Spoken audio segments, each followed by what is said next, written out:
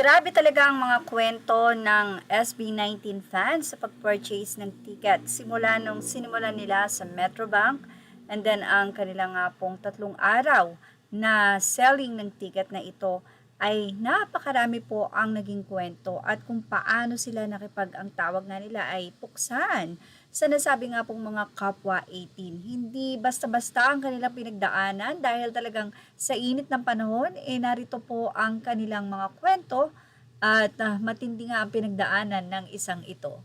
Sa kwento nitong si Camille Dayrit, aniya, anong kwentong puksaan mo?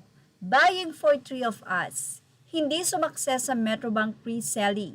3,000 plus lang ang queue number ko tapos nung turn na namin unavailable na nga po ang SVIP and VIP. Grabe pero I heard may sumasakses pa basta refresh lang. Di ako sinwerte doon.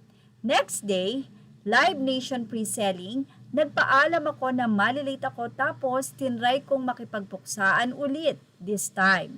Pagpasok sa line, ang taas ng QN.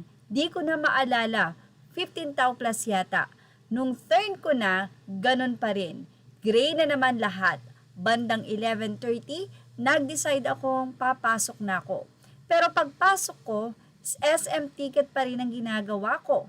Refresh, hahaha, galing Good employee, sorry na.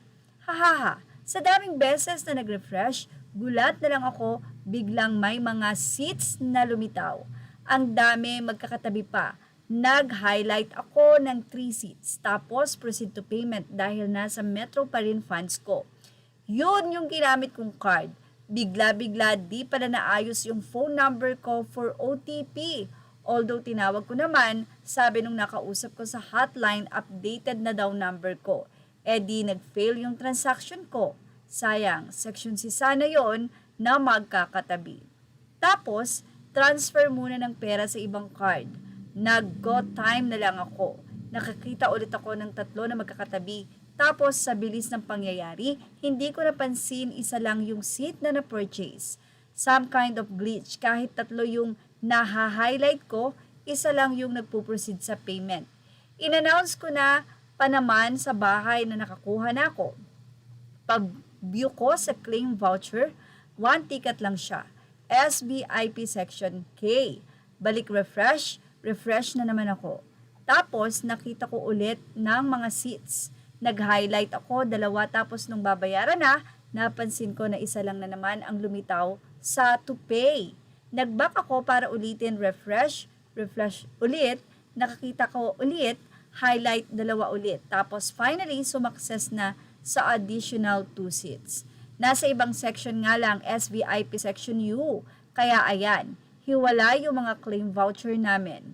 Pero okay na yon, at least nakakuha pa rin. Na-stress ang hotdog na to. Hindi naman ganito yung stress ko nung hahaha. Di ako makasigaw sa office nung nakasucess akong mag-purchase, hahaha. Nonchalant celebration muna. Congrats sa mga sumakses mga Kaps. See you sa wakas at simula. Let's go!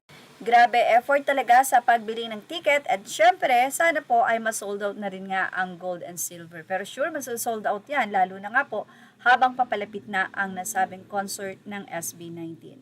For sure, may way po ang SB19 dahil lagi naman silang ready sa mga manunood ng fans at sabi nga kahit gumasto sila para sa safety kung saan ay parang break-even na nga lang ang kinikita, okay lang yon for the safety of fans. At yan ang ating showbiz snap update. Images are all credit to the rightful owners. Please like, share, subscribe, and thank you for watching Showbiz Snap.